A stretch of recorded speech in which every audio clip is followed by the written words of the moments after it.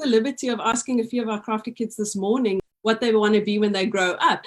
Gianluca, he's 6. He noted he wants to be an inventor, and he wants to make YouTube videos. And then Laura, she's 8. She wants to be a fashion designer. And then Oliver, he's 7. He wants to listen to this one. He wants to work in artificial intelligence. Brilliant. And sure. Then Philip, he's age 3. He wants to braai. So the point I'm trying to make here is that kids today already think differently. And how can we provide kids learning experiences that will prepare them to become inventors, AI experts, designers, and who knows what else?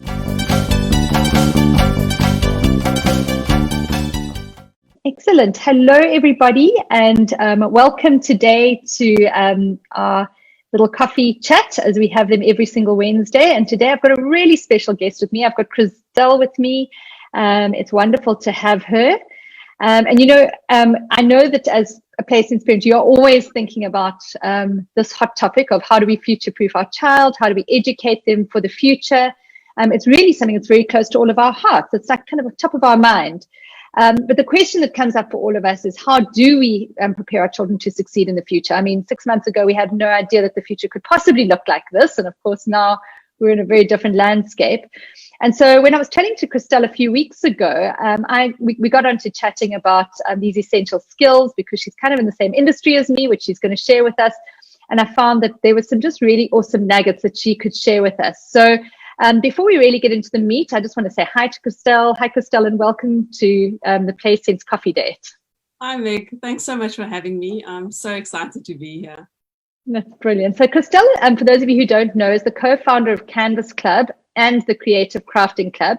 She's a kids club crafting club owner, an entrepreneur, and of course a mom, very importantly, to a little one who's, I think, just turning 2, Christelle. That's right, yes. Amazing. And I met Christelle and her sister, this incredibly dynamic duo, at a coffee shop in Cape Town. I think it was probably about the middle of last year. And they started to share with me this incredible crafting club that they had created. And I really just wanted you to give us some feedback or some input on it and just tell us a little bit about it, Christelle. Thanks, Meg. Thanks for asking. So my sister, Stefania, and I started a kids crafting business, as you noted, and it's called Canvas Club. We started a couple of years ago, and then we started rolling out branches across South Africa, Namibia, and even New Zealand. And then what happened was that we started receiving hundreds. It was actually, to be honest, over 1,000 applications from women wanting to start their own kids crafting clubs. And Meg, I know, as you know, with PlaySense, there is a big demand for moms wanting to start creative and flexible businesses. So if this pandemic has taught us anything, it is to focus on what really matters. And people are challenging this 9-to-5 mindset. And we all want time with our kids. So what happened was the demand was so overwhelming that we had to start thinking creatively, and we had to figure out how to scale the business to make our trainings and our craft lesson plans accessible to women globally. So in March this year, we launched our online membership, and it's called the Creative Crafting Club. And now we teach women all over the world how to start, grow, and profit from their own kids crafting clubs. Yeah, it's a lot of fun. That's amazing. Very, very dynamic. It's incredible to me how many businesses have pivoted in this time and have kind of changed direction. So it really is awesome. So you kind of taking care of both the entrepreneur who's interested in starting your own business, but obviously top of your mind is actually the creativity of the little ones who are joining the groups, I'm presuming. Yes. And you know, and preschooler, I mean, we obviously PlaySense is passionate about the 2 to 4 year old, so we're completely passionate about the little preschooler. And there's so much that happens in terms of social and emotional development at this time. It really is critical. And I know that, we believe in imaginary play. That's very close to the heart of PlaySense. But I also know that you guys are looking more at the creative side and the crafting side. And so I'm kind of interested to understand how it is that critical life skills for future players can be developed through structured play. So what part does crafting actually play in this? Meg, crafting plays a massive role. And, you know, also that everywhere around us are all kinds of new opportunities and careers that are popping up that didn't exist a decade ago. So, I mean, how do we prepare kids for jobs that don't even exist yet? So I took the liberty of asking a few of our crafty kids this morning what they want to be when they grow up. And here's the answers. It's quite funny. So Gianluca, he's 6. He noted he wants to be an inventor, and he wants to make YouTube videos. And then Laura, she's 8. She wants to be a fashion designer. And then Oliver, he's 7. He wants to, listen to this one, he wants to work in artificial intelligence. Brilliant. And sure. Then Philip, he's age 3. He wants to braai. So it's super cute. But yeah, it'd be great to hear from the audience as well. Let us know in the comments what your kids want to be when they grow up. And I remember, I mean, I wanted to be a princess at some point and then a doctor, but it's also because my dad's one. So the point I'm trying to make here is that kids today already think differently. And how can we provide kids learning experiences that will prepare them to become inventors, AI experts, designers, and who knows what else? So to answer your question, it brings me to the first essential skill to future-proof kids, and that's STEAM skills. So STEAM stands for science, technology, engineering, arts, and maths. And that's what Stefania and I are extremely passionate about, because if you think about arts and crafts, people tend to think about, you know, the Pinterest crafts and things you stick on your fridge. But STEAM is a combination of creating crafts out of nothing and then becoming something that you can play with, and as you said, with imaginary play. So introducing STEAM skills cultivates real-world and authentic problem-solving, exploration, and curiosity. And I know it sounds intimidating. I mean, go save the world with STEAM. I mean, that sounds bizarre, but the good news is that teaching STEAM skills is actually really easy, and crafting with your kids is a great way to teach STEAM skills. And STEAM learning also happens naturally when kids craft. They explore, they experiment, they play, they try new things. And just to name a practical example, for instance, my old job, my career as an architect, STEAM is about integrating different things. So as an architect, we use science, maths, engineering, what else? Technology. And through this integrated approach, architects then get to design complex buildings. And that's the way we want to teach our children. And another example, sorry, let me just grab this, is, for instance, we created these really cute puppets yesterday. And this incorporates STEAM skills awesomely, because it encourages students to come up with their own characters and designs and whole puppet shows. And this goes for all ages, from toddler ages, I mean, all the way up to adulthood. So Meg, I believe your team will post the freebie that we created for this craft as well. It's basically 3 lesson plans to teach STEAM skills to your kids. And the one thing is that it comes down to teaching kids to never stop asking questions. What can the sock be? What can this be? What can that be? And then to be curious about stuff. And I love that word, curiosity. Absolutely. So for those of you who are watching now, and we've got a whole lot of moms who are watching, I've actually got my phone here just watching for comments. So anybody who has got questions, please do direct them at me or at Christelle. We'd be very happy to kind of answer your questions. And, you know, Christelle, it's interesting, when Laura and I started Play Sense, we had we sat down and we brainstormed, like, what were those core capacities that children needed for the future? And then there was a whole, and we really could identify what they were, but there was a little bucket of these, what we call soft skills, that we couldn't quite identify, you know, where they fitted. And one of them was curiosity. And we put that into a bucket along with creativity, which was kind of this bucket of what we've called the super senses. Because we think that those are going to be the soft skills that will actually supersede almost every other skill. And I mean, curiosity for me, I'm going off on a tangent here, but I sat next to a guy, an incredible man, a couple of weeks ago at a dinner party. He's a retired ex-partner of PwC. And he said to me that the number one thing a human being needs in life is curiosity. And if you never lose your curiosity, you've got an edge in everything you do. So I'm completely with you on the curiosity page, absolutely, for sure. What I'd love to know is exactly, I mean, how does a crafting activity feed into curiosity? I mean, how would that happen? Meg, I'm so glad you're so passionate about this, because I mean, what is a life without being curious? And, yeah, for sure.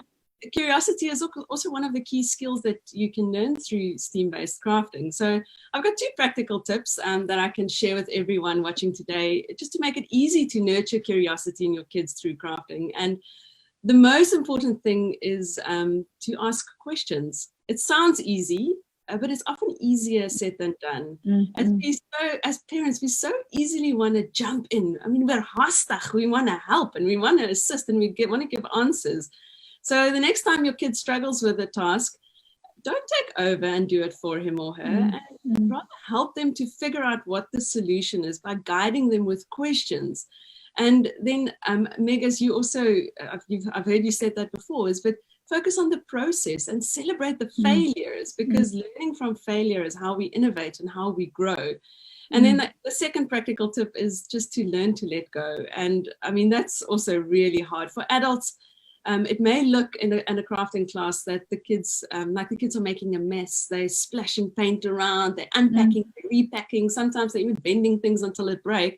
But that is how they learn. They investigate, they discover, and they try new things. And Meg, I also remember you saying it's good for kids to get dirty and make a mess, and that's how they learn. So we had a play therapist on our page last week, and she gave this really fun challenge. It was called the Catch and Count Challenge. It's an exercise of awareness. So what you do is you take your alarm and you set a 10-minute timer on it, and then you do a craft or an activity with your child, and the messier the better.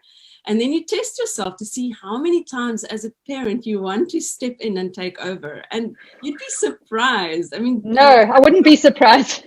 You just want to all the time. And I tried to hold myself back, and I still got to 7. So, yeah, I mean, the audience should please try this out and give us your number in the comments. I mean, it's a really great activity to try, and then also just to test yourself and make yourself aware of this important thing that you need to do. So ask loads of questions, and then really urge yourself to learn to let go. Yeah, no, absolutely. And so I mean, you were talking just now, and obviously a very key part of any crafting activity or any art activity. If I think about art, I immediately connect it with creativity. And I guess that would be where you would be going next. So another essential skill you would look at is creativity. Yes, oh, absolutely. I mean, Meg, if you have to think back of your parents and of my parents, I mean, traditionally these soft skills like creativity, as you mentioned, soft skills, they were basically reserved for artists and musicians. I mean, holy biscuits, have things changed? I mean, creativity is now the skill of the future. And I mean, Elon Musk is paving the way. I mean, what an inspiration. And how can you cultivate creativity in kids? That's a big question. But this is actually an easy one. And I mean, it's through creative and, as you said, imaginative play. And the great thing is that play comes really naturally to kids. And that's why I'm so passionate about crafting with kids, because the entire process is about creativity and play. And here is where you can start thinking differently about arts and crafts as well. You can create functional crafts, and not just the type of crafts that you end up sticking on the fridge or putting on the shelf, but crafts that actually move and do stuff and turn into toys. And that opens up a whole new world of creativity, imagination, opportunity. And also that's why we love using recycled materials for all our crafts, because it really encourages creativity and it instills the mindset that you can create cool stuff out of anything. So if you don't have a specific material on hand, for instance, then teaching kids to apply a mindset of what else can I use? I mean, that's a fantastic way to improve creativity and problem solving. In this freebie, there's also a checklist on recycling that you can stick on your fridge and start collecting really great recycled items that can be used.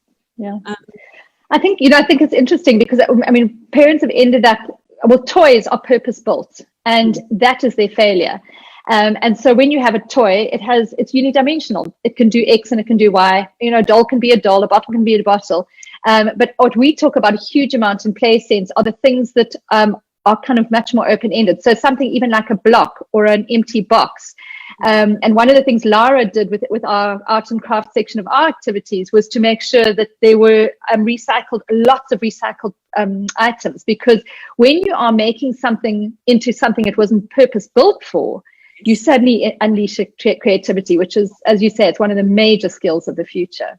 My son and I used a shoebox recently to create a bug box, and we went outside to explore. I mean, I'm so into bugs at the moment, and yeah, we had a lot of fun creating this box together. And now, yeah, I mean, we're storing all kinds of funny little things in there. So sweet, very, very precious. Sure. And then the last thing that came up, you know, I mean, I'm people have obviously gleaned from you. You're an architect. I think Stefanie, your sister, is an engineer. I'm an occupational therapist. None of us are doing what we were trained to do, but we all are using kind of the skills we learned along the way to become entrepreneurial. And I think for most parents thinking about their kids for the future, whatever their child chooses to study is just the first step, because the future of work and of of success really lies with entrepreneurs. And so do you think that, I mean, I know this is probably a little bit of a stretch, but is it possible to actually develop entrepreneurship through something like crafting? Oh, well, I'm going to say yes, absolutely. But just to get one step back to your point about your son and Stefanie. So Stefanie has got a master's degree in engineering, and I know your son is exactly in the same field as she is. And what really fascinates me about engineers is their ability to problem solve. And that doesn't mean that they fail, that they never fail. Sorry, they fail enough times. Right. And that's why I'm so passionate about this creative journey to discover, explore, and then teach children to problem solve. And problem solving is a massively important skill for entrepreneurship. So absolutely, most people will probably think that you can't teach young kids business skills, but when they're very young, I mean, but you cannot be more wrong. Kids must learn about money, about failure, hard work, optimism. I mean, Meg, you know, as an entrepreneur, optimism and hard work and the importance of perseverance. I mean, and giving back. I mean, that is so important. And you have to learn kids all those skills from a young age. And so Stefanie and I were exposed to entrepreneurship from a young age. And I'm sure that also influenced as to why we became entrepreneurs. But I mean, our ventures started very humble. I remember our first business was selling mud cakes next to the road. I mean, it's ridiculous, but I mean, and that's also a crafting activity, and encouraging your kids to pursue interests, no matter how weird and wonderful. We'll let them allow them to, we'll develop these skills and allow them to set up shop, even if it's just for play, and even if the family and the neighbor next door are the only customers. And then just to get back to you as well a little bit, another great way to teach entrepreneurial skills is to lead through example. And I know with your Play Sense moms, and then also with your Play Sense teachers that are moms, and then also we have quite a few of our members in the Creative Crafting Club that shared with us that they expose their kids to different aspects of the business, and some of them even include their kids in their clubs. I think of Cloudy, for instance. She hosts online classes with her son. Hillian's got 3 of these beautiful daughters, and they run her entire kids crafting club with her. I mean, I can think of so many examples. There's another 2, Lydia and Melissa. They run kids. They practice their crafts with their kids, and I mean, through that, they're learning their kids these awesome skills and these amazing things that are really important that I've just discussed. But Meg, I know you are also working in an entrepreneurial mom, and I mean, you often share all these great things that your son is busy working on, and I can see how passionate you are about that, and you're leading through example as well. Yeah, no, absolutely. And I mean, I think you're right. I mean, if I think back to my formative years, and I can actually see who's watching at the moment, and I can tell you that my mum has just popped on to be watching us as well, and she will back me up on this, that from the tiniest age, I was actually creating businesses. I mean, I can remember running a very complicated hotel business out of my parents' study and baking cookies. We had dog shows. And I think all of those sort of kind of entrepreneurial little things that kids do are so important. And, you know, it's one of the reasons why, Christelle, I always say to parents, boredom is very important for little ones, because it's when they're bored and they're not completely engaged in an activity that they can actually start to use those little entrepreneurial skills that they've been honing in a crafting club or honing in their classroom, and put on a show or create something. And it's in those moments that the real magic comes through. So I'm completely on your page. We need to develop our little ones into entrepreneurs, and it starts through play when they're very, very young. So But it's been fabulous to chat with you. And I know that, Creative Crafting Club has actually put something together for our Play Sense Mommies, and we're very grateful for that. And I think the link is going to be under this post, and I know people were emailed it as well. So you will be able to get it. But will you just tell us a little bit about what it is that you have given us for our Play Sense Moms? Meg, it's a freebie. So you'll find a recycling items checklist in there, and then also a supplies list. So it's just our favorite crafting supplies that works really well with kids. We've got a ton of like practical experience as to, what crafting supplies works well. And then also 3 STEAM-based lesson plans to do with your kids. So it's for the 3 age groups. It's for 2 to 3, 4 to 6, and 7 to 12. Stunning. Oh, that's fabulous. Well, that is absolutely fabulous. Thank you so much for sharing with us. I've been watching the comments. No comments and questions have come through, but we've had lots of people watching us. Lots of great content from you. And I think I always love chatting with people who are on completely the same page. And I think you and I, the way we think about child development and what little ones need is exactly aligned. So I really do appreciate you coming on and just sharing your stuff with us. I appreciate it. Thanks, Meg, for the opportunity. It was great to be here.